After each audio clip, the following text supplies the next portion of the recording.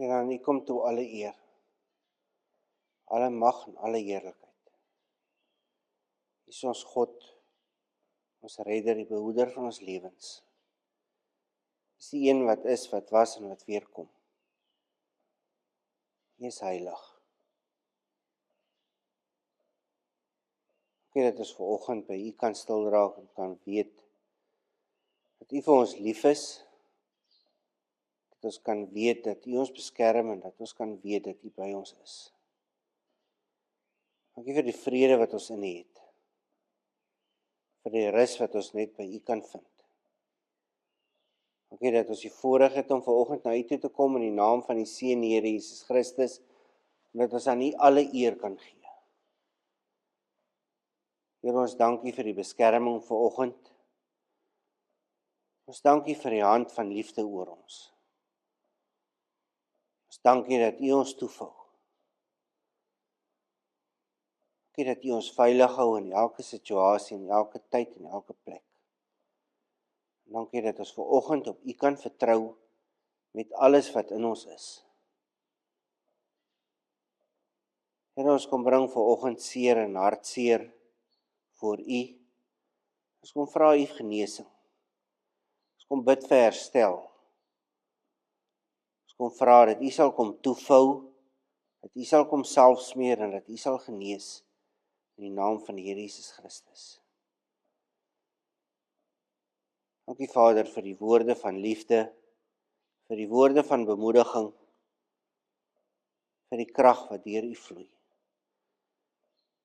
Ons vra vanoggend dat U woord sal seën, dat U woord aan ons sal oopbreek en openbaar, dat soos lewende water uit ons sal vloei. Here, U is ons God. Ons eer U daarvoor vanoggend. Maar dankie dat ons vir elke byeenkoms in hierdie vallei kan kom bid nou. Dat ons kan dankie sê vir U teenwoordigheid by elke plek van byeenkoms. En ons kan vra dat U naam so verheerlik word, waar daar in U naam byeengekom word. Dat U naam groot gemaak word. Dat U naam oor hierdie vallei uitgegiet word. Ons vra U dienende en vegtende engele om te kom, om mense aan te raak, om harte aan te raak, om verandering te bring. Dankie dat ons vir U kan vertrou daarin. Vra dit so in Jesus se naam. Amen.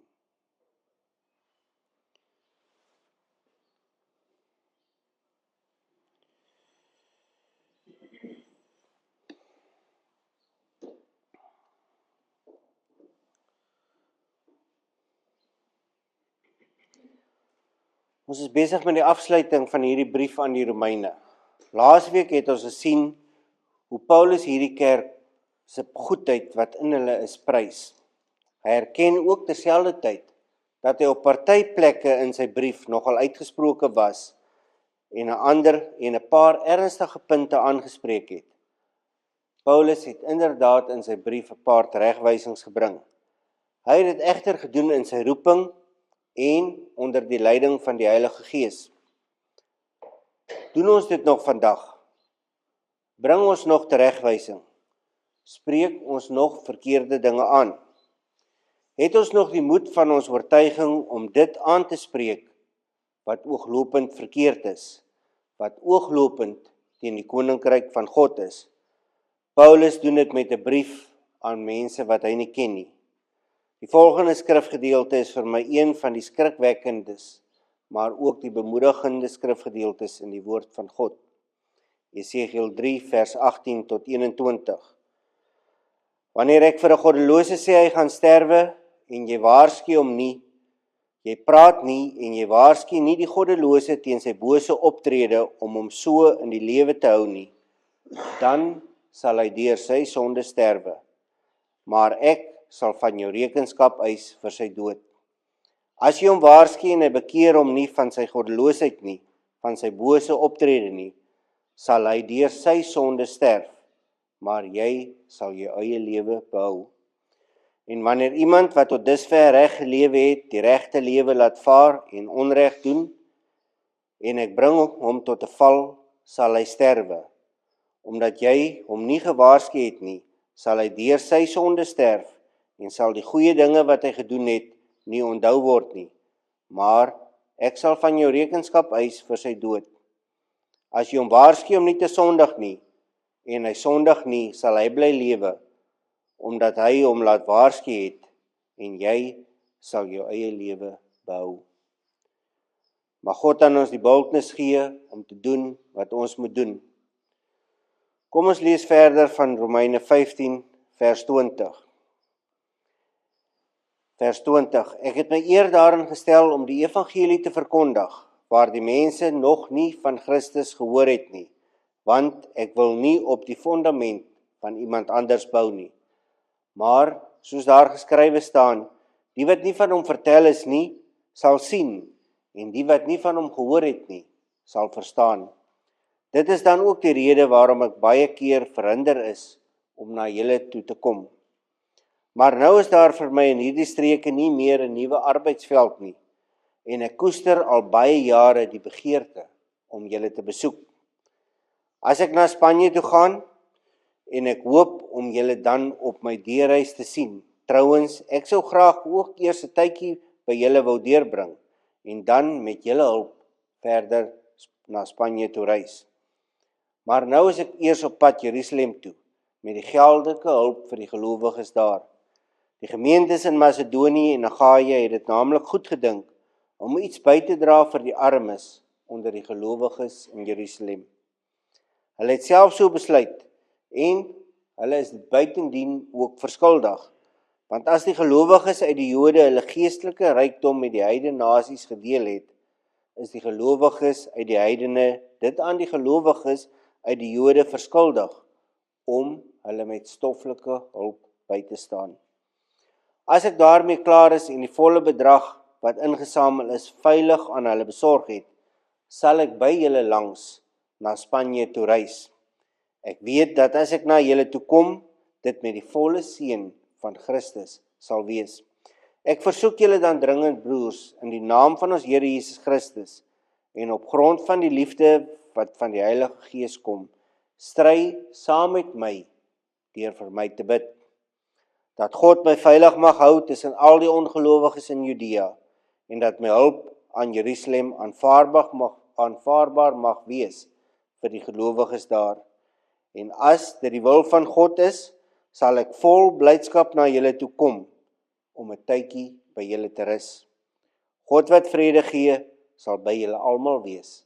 Amen. Dit is 'n redelike lang gedeelte, maar dit gee vir ons 'n oorsig van die laaste gedeelte van die hoofstuk. Kom ons kyk net na vers 20 en 21. Ek het my eer daarin gestel om die evangelie te verkondig waar die mense nog nie van Christus gehoor het nie, want ek wil nie op die fundament van iemand anders bou nie. Maar, soos daar geskrywe staan, die wat nie van hom vertel is nie, sal sien, en die wat nie van hom gehoor is nie, sal verstaan. Ons het laasweek gesien dat Paulus geskryf het dat hy die taak van die evangelisasie ten volle kon uitvoer. Ons het daarna gekyk, en nou verduidelik Paulus vir ons verder. Niemand moet nou dink dat daar niks verder te doen is nie. Paulus het na plekke toe gegaan waar niemand vir Christus geken het nie. Ons kyk net nou verder daarna. Daar het hy hulle aan Jesus bekendgestel. Wanneer hy daarvandaan af aanbeweeg het, het hy iemand agtergelos om die mense verder te leer en ook 'n pad saam met hulle te stap. Kom ons kyk na waar die mense nog nie van Christus gehoor het nie. In Engels lees ons, where Christ was not known. Dit beteken nie om nie te weet van Christus, of van sy bestaan nie. Dit beteken nie dat hulle nog nooit van hom gehoor het nie. Hierdie nou is om hom as Christus te aanbid, en om sy naam as God te bely. Paulus het na die dele toe gegaan waar daar nog nie kerke geplant was nie. Hy wou nie op 'n ander se fondasie bou nie. Nee, Paulus se roeping was om nuwe kerke te plekke te bereik en nuwe kerke te plant. Paulus hak vers 21 aan by Jesaja 52 vers 15. Hierdie is een van die mees bekendste dienaarliedere van Jesaja 52 vers 13 tot Jesaja 53 vers 12. Dit handel oor die lyding van die dienskneg, die een wat misvorm word. Hierdie dienskneg sal menige nasies besprinkel. Die resultaat is dat die wat nie van hom vertel is nie sal sien, en die wat nie gesien het nie, gehoor het nie, sal verstaan. Jesaja 52 vers 15 lees, maar hy gaan baie nasies laat opspring van verbasing.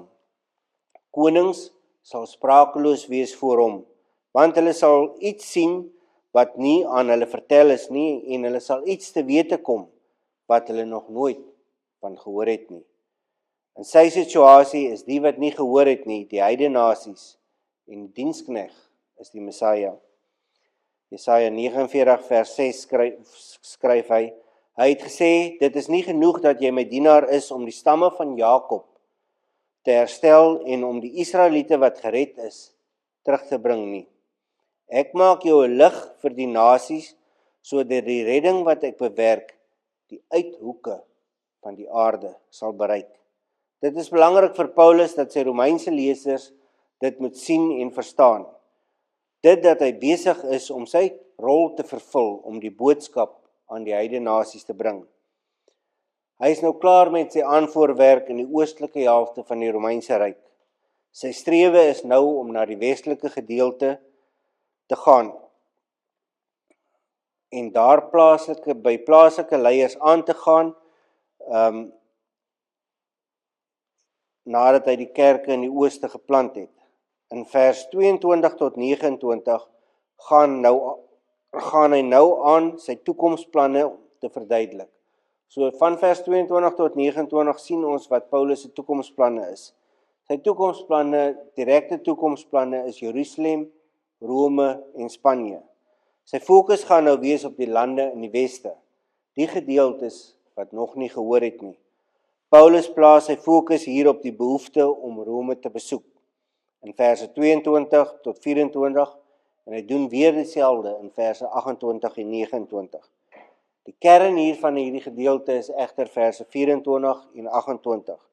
Dit is hier waar hy sy hoop uitspreek, dat hulle hom sal onderhou op sy uitreik na Spanje. In verse 24 tot 28 sien ons dat hy egter eers die geldelike bydrae vir die Christene in Jerusalem, wat baie swaar kry, moet vat. Kom ons kyk na vers 22. Dit is dan ook die rede waarom ek baie keer verhinder is om na julle toe te kom. Hy vertel vir hulle dat hy verhinder is om vroeër by hulle uit te kom. Hy moes eers sy werk in die ooste klaar maak, en dit was dalk God se wil, dat hy hierdie werk in die ooste afhandel, voor hy na die weste toe beweeg.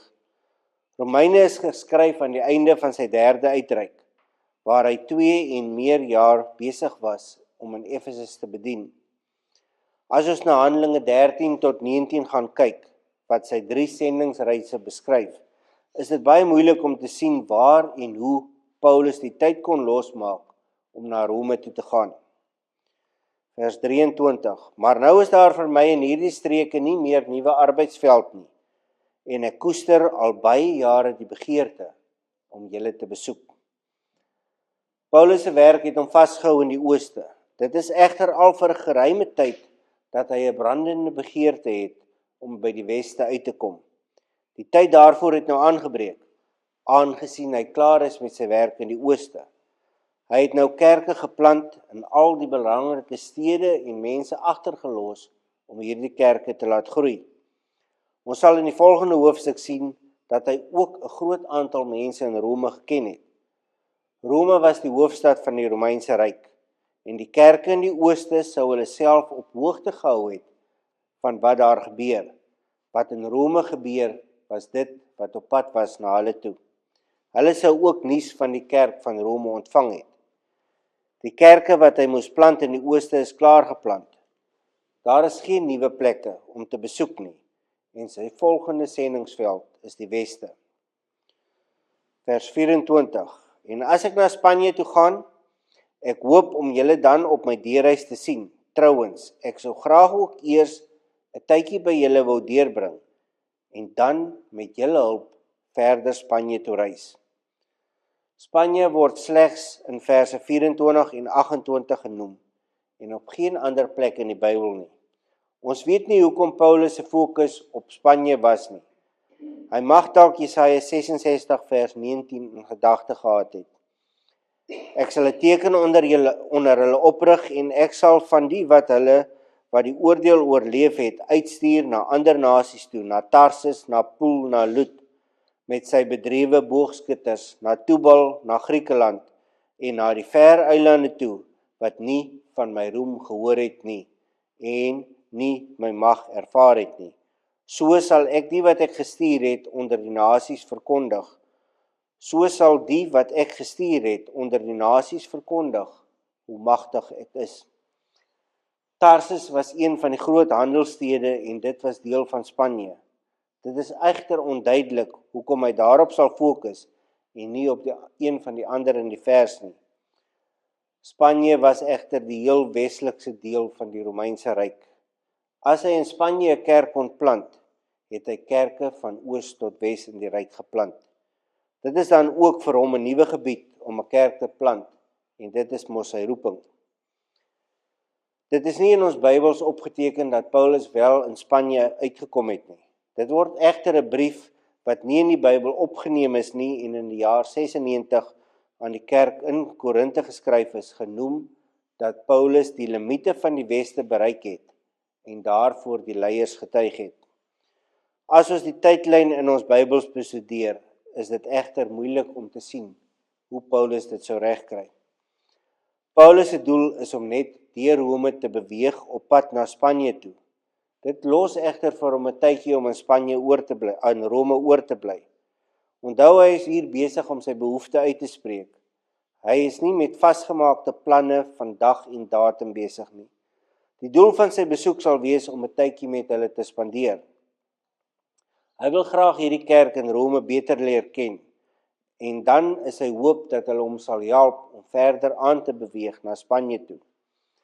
Die hulp of assist in die Engels word deur die skrywers van die Nuwe Testament gebruik, nie net vir gebed en ondersteuning nie, maar ook vir finansiële ondersteuning. Dit kan ook wees dat Paulus iemand benodig wat die area ken, wat bereid is om saam met hom te gaan en vir hom by die regte plekke uit te bring. Hy soek dus hulp om sy sendingsplan te laat gebeur. In die volgende paar verse praat hy eers weer oor sy onmiddellike planne. Kom ons kyk na vers 25. Maar nou is ek eers op pad Jerusalem toe met die geldelike hulp vir die gelowiges daar. Paulus het kollektes opgeneem vir die gelowiges in Jerusalem. Dit het hy gedoen tussen die kerke wat hy geplant het. Hy wil nou die gelowiges dien met die offergawes. Dit is die tweede keer wat Paulus 'n kollekte na Jerusalem toe neem. Die eerste was in die jaar 48 toe Agabus se profesie oor die hongersnood in die Romeinse Ryk uitgereik is. Hy en Barnabas het toe hierdie kollekte na die kerk in Jerusalem geneem. Vers 26. Die gemeentes in Macedonië en Achaia het dit naamlik goed gedink om iets by te dra vir die armes onder die gelowiges in Jerusalem. Armoede was 'n konstante probleem in die kerk in Jerusalem. Vandag is hongersnood nie iets waaraan ons baie dink nie. Die laaste een wat ek kan onthou wat gereeld op die televisie was in Ethiopië. Daar is baie mense wat saans honger gaan slaap, maar dis nie weens hongersnood nie. Daar word aangeneem dat daar ten minste 10 ernstige hongersnode was in die jaar 100 voor Christus tot die jaar 100 na Christus. Daar was algemene armoede in Israel en daar was vervolging van Christene. Paulus se bekommernisse oor die Christene in Jerusalem het die opname van die kollekte sy hooffokus gemaak tydens sy 3de sendingsreis. Hy skryf die eerste brief aan Korintiërs net voor hy Romeine skryf in die jaar 56, 1 Korintiërs 16 vers 1 tot 4. Wat die kollekte vir die gelowiges in Jerusalem betref, moet julle ook maak soos ek dit in die gemeentes van Galasië gereël het. Elke Sondag moet elkeen van julle na sy vermoë tuis iets op sy sit en dit opspaar, sodat die geldinsameling nie eers plaasvind as ek kom nie. Wanneer ek dan gekom het, sal ek die manne wat julle daarvoor goedgekeur met briewe stuur om die liefdegawe na Jerusalem toe weg te bring. En as dit nodig is dat ek self ook gaan, kan hulle met my saamreis. In die tweede brief aan die Korintiërs sien ons dat hierdie kerk nog nie die kollekte opgeneem het nie en dat Paulus hulle daaraan moet herinner. Later lees ons dat hulle dit wel met vreugde opgeneem het. Hierdie kollekte is deur al die kerke in die heidene nasies opgeneem, behalwe natuurlik die kerk in Rome. En hulle kan nie nou bydra nie, want Paulus sit reeds in wag vir die boot. Paulus wil hulle egter betrokke hê, al is dit net deur gebed. Paulus wil hê dat hierdie kollekte die Jode en die heidene in die kerk verenig, deur te wys hoe die heidene vir Jode omgee. Vers 27. Hulle het self so besluit, en hulle is buitendien ook verskuldig, want as die gelowiges uit die Jode hulle geestelike rykdom met die heidene nasies gedeel het, is die gelowiges uit die heidene dit aan die gelowiges uit die Jode verskuldig, om hulle met stoffelike hulp by te staan. Paulus en die kerk het 5 doelwitte met die insameling van die kollekte. In vers 26 het ons gesien dat hy hoop dat dit eenheid sal bring tussen die Jode en die heidene. Nou sien ons die heidene skuld die Jode en moet bydra tot hulle finansiële hoop. Dan sien ons dat die Jode hulle geestelike rykdom met die heidene gedeel het. So die heidene moet dus hulle stoffelike rykdom met die Jode deel. In 2 Korintiërs 8 vers 13 tot 14 skryf hy: Ek bedoel nie dat julle gebrek moet ly om ander te kan help nie, maar sodat daar ewewig sal wees met julle wat nou oorvloed het, die help wat gebrek ly. Dan, as hulle weer oorvloed het en julle gebrek ly, kan hulle julle weer help. So kom daar ewewig. Verder kan dit daartoe aanleiding gee dat Israel jaloers raak, en dit kan dan lei tot Israel se redding. Hierdie kerk het ook uit 'n plek van vreugde gegee. 2 Korintiërs 8 vers 2. Al was hulle swaar beproef deur verdrukking, hulle blydskap was oorvloedig, en al was hulle baie arm, hulle was ryk in hulle oorvloedige vrygewigheid. Hierdie kerke was nie ryk nie, maar hulle gee oorvloedig en blymoedig uit wat hulle het. Hierdie plaas ook 'n verpligting op ons as kerk. Ons as kerk moet 'n bydrae maak aan ander kerke, dalk aan kerke in ander lande. Ons kerk het wel 'n bydrae gemaak aan die Every Nation Kerk in Suid-Korea, toe ons daar was. Hulle het groot projekte en die geld wat ons hier ingekom het ons daar gesaai. Mag God die gebruik daarvan seën. Elisabeth kan meer daarvan vertel as julle daaroor wil weet. Ons stop eers by vers 27 vandag. 'n Kerk is nie 'n eiland nie. Ons is deel van 'n liggaam. Ons is deel van die koninkryk van God. 'n Kerk is soos 'n voerkraal waar jy gevoer word, nie tot jou eie voordeel nie, maar tot die voordeel van ander. Ons ontvang vir een rede. Ons ontvang om weer te kan gee. Paulus se opdrag, sy roeping was om kerke te plant, maar ons sien ook sy begeerte om kerke te laat saamwerk en kerke te versoen. Ons sien in Romeine dat hy ook lidmate in die kerk wil laat versoen. In die proses moet hy hulle egter teregwys. Kom ons wees teregwysende, versoenende mense, en mag God ons die balans gee tussen die twee. Amen.